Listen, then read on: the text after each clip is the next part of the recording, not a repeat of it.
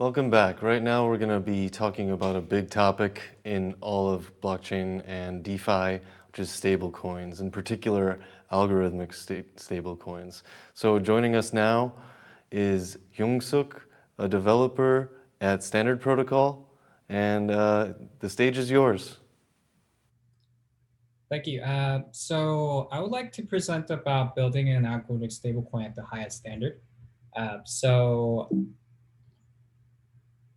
so I'm Hyungsuk. I'm a founder and CTO of Standard Protocol. Standard Protocol focuses on building a digital asset standard for next digital finance, and we're now focusing on a stablecoin. So, and I would like to share why we have came up with this, comparing with the other projects, and what solutions we have came up with. So let's just talk about stablecoins. To talk about the stablecoins, it's just to me, it's like an approaches to non-volatile assets.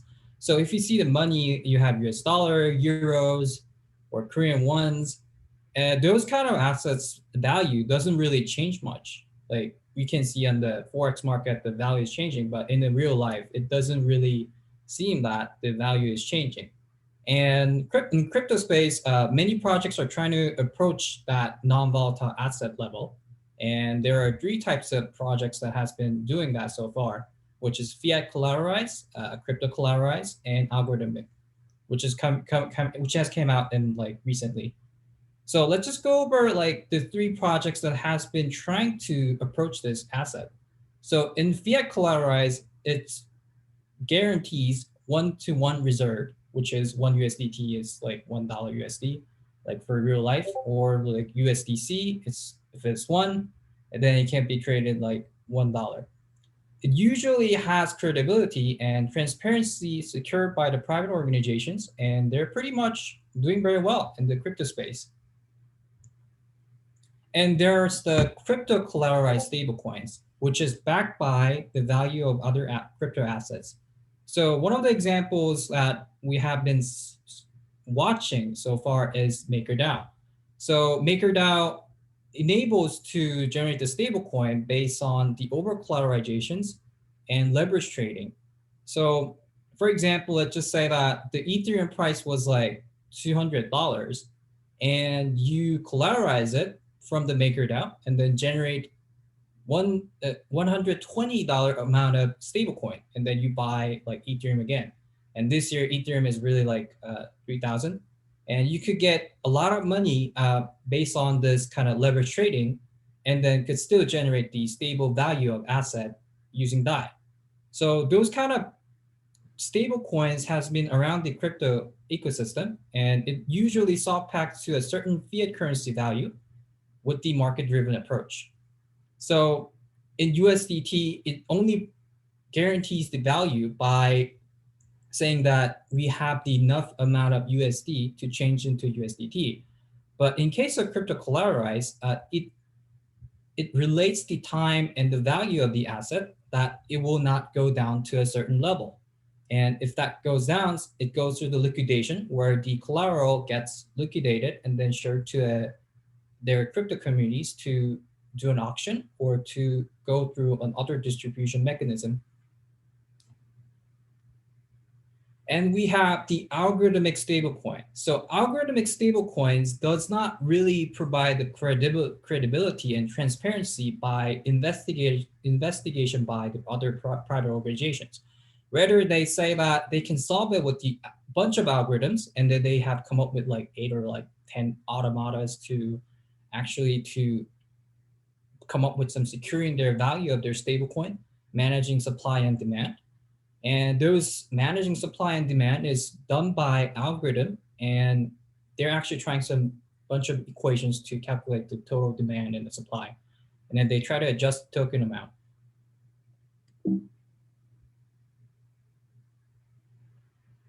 Yeah, but there are still so many challenges regarding those three types of projects. And we'll try to go through a bunch of challenges in those kind of projects right now. So in fiat collateralized, they pretty much give the trust by those trustable private organizations, but we still have to consider like do they really have the money to exchange it back? Because back then, like Tether used to have like a loan, which is which was not permissioned by the community and could not pay it back at some time. And there are also like some rumors that the Tether organizations does not have enough USD to pay back the USDT or convert it. So there are some problems regarding that. And also there are not enough strict laws and regulations to deter against those kind of corruptions. So those are kind of challenges regarding the fiat collateralization. And in case of crypto collateralized, we have seen pretty much the most decentralized collateralization and the stablecoin so far, but it's really doesn't have really a progress so much within the like Ethereum ecosystem, and the interoperability is not coming all the way right now. And also regarding the crypto collateralization projects, liquidations are sometimes too unclear, and sometimes it's hard to track those kind of liquidation distribution process. For example, MakerDAO, when the collateral is liquidated, they'll go through some process where that collaterals are distributed to others using an auction. However, those auctions are limited to maker holders, and it's sometimes really hard to track those auction orders as well. And we haven't seen enough like platform to actually interact with it. So it should say that liquidation process to distribute the collaterals are limited to few network token holders, and many people think that they lose money when they think of liquidation. And for the algorithmic stablecoins, as is the most recent projects as so far, there's kind of many problems regarding to it. So in algorithmic stablecoins, like most well-known actual use cases are just only one-time use on incentives. Like for example, Basis Cash has attracted so many users by just like lowering down the cost of accessing their ecosystem by just staking a bunch of other stablecoins and to generate the Basis Cash or whatever. Well, it really worked well at that first. I mean, if you look at the other projects as well, you can see the graph that their price is like rising because DJs try to ape to those kind of projects right now by the staking. But as those kind of algorithm stablecoins just prints money so hard by doing it, then there's not really firm way to get it back. Rather, they try to make like a bond or other like supplementary assets to control the supply of the stablecoin to make the price go back to $1. But all of the algorithmic stablecoin has failed to do that, so because it actually means you have to give up the ownership of your stablecoin that was distributed originally, and to recover it back, you have to sacrifice yourself.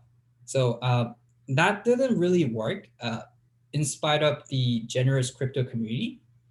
And also, those algorithms are not really quite battle tested, and deviations can arise. And to prevent that, sometimes like the team has to come in and then try to adjust the parameter by their hands instead of the community. And as adjustments come in, it just contradicts the goal of the algorithmic stablecoin, which is supposed to be censorship resistant stablecoin without private or any other organization's investigation. So those are the challenges that we have, and we have seen some articles that has been pre-mining some kind of crypto assets to fit the algorithm by the team, not just the community. So basically, like there's also like some reference articles about how algorithmic stablecoin was hard to recover, saying that many investors were unwilling to burn Basis Cash or Basis Bond due to the fear they might never be safe to redeem. So it's really, those algorithmic stablecoins have some problems with the algorithms, even though they have come up with the 8 or 10 automatas, but they haven't really come up with recovering the PAG without sacrificing one of the community members to actually to sacrifice their ownership of the tokens. So we need solutions. So Standard tries to solve, Standard knows those kind of problems that is facing in each kind of stablecoin projects and tries to come up with the new solutions that could overcome. So in case of fiat collateralized, I think so Standard thinks that what what is needed right now is not the stable coins that pretends to be like mapping the other like money or like some other fiat assets that is doing. I think Standard thinks that rather what Standard need is the gateway from fiat to crypto.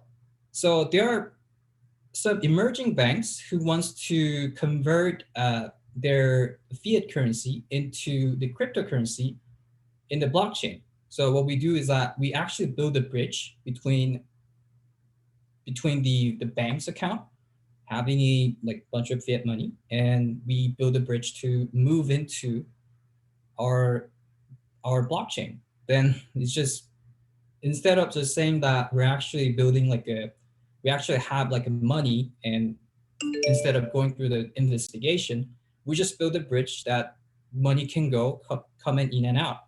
So we try to build some freedom, which we just try to give freedom, and we try to build a check and balance system where people is where fiat currency is kind of strong and government is trying to ban crypto. Then you just need to switch the mapped fiat currency into the real fiat currency by the bank. And if government goes wild and nations go wild, like they're having a war or like their financial policy is kind of like dominated by populists try to make some weird financial policies, then you just move from fiat to our currency, and then we kind of try to figure it out. So that's pretty much our solution that we have come up with. And for the crypto collateralized, we try to give new liquidation distribution process where the collateral is actually thrown to the AMM instead of tracking the auction order, making a arbitrage where people who have the stablecoin can access to buy those collaterals in a much more cheaper price.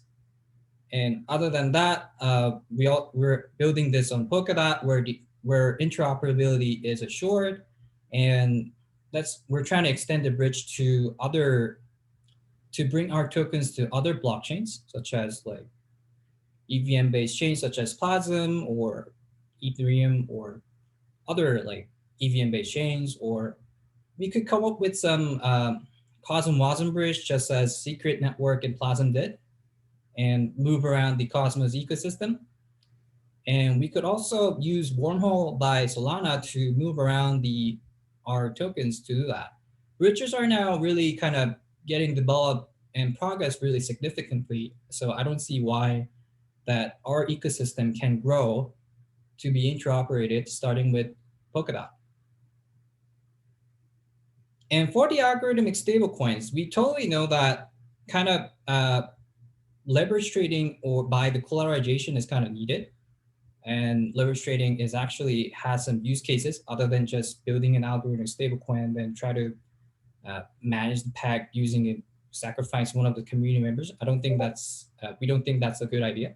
So we try to come up with a hybrid algorithm where collateralization is applied, but we come up with some censorship resistant rebase mechanism where it adjusts the supply of the stablecoin that can be collateralized to measure the total supply and demand.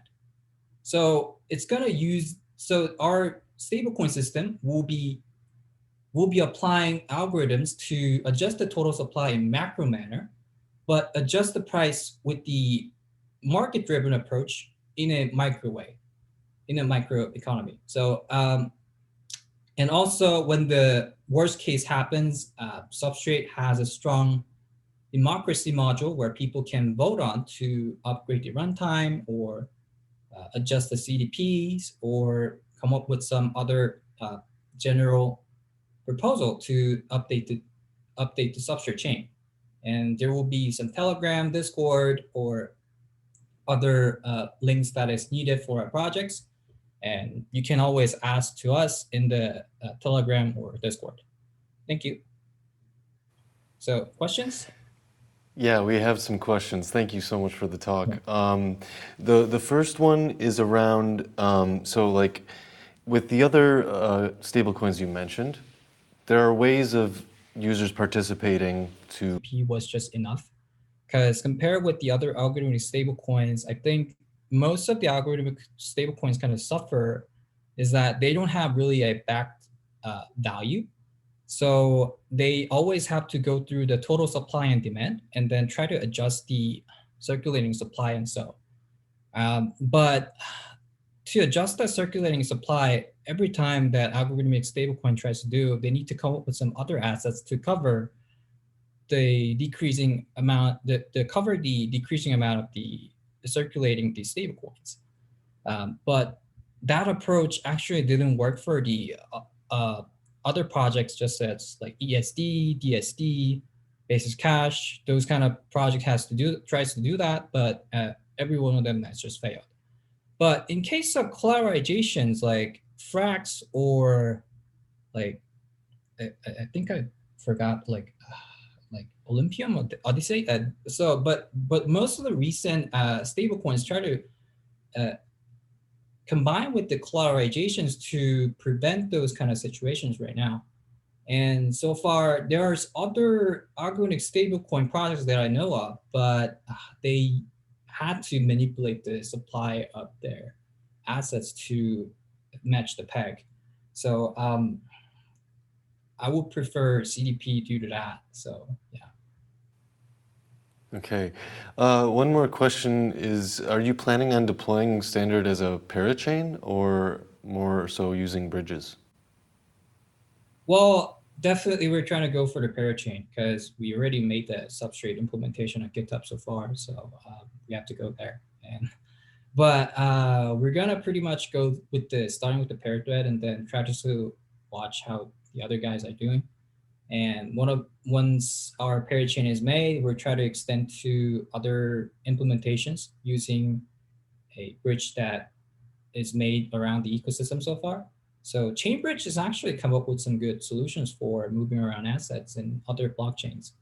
So we might actually use that, or we could use other state bridge where bridge is actually detecting the state changes that whether the person A transferred in like token in the bridge contract, the bridge detects it and then moves around the other assets to other networks.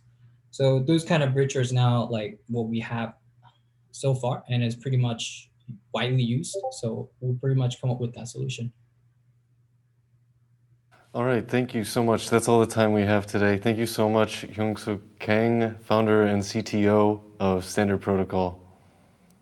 Thank you.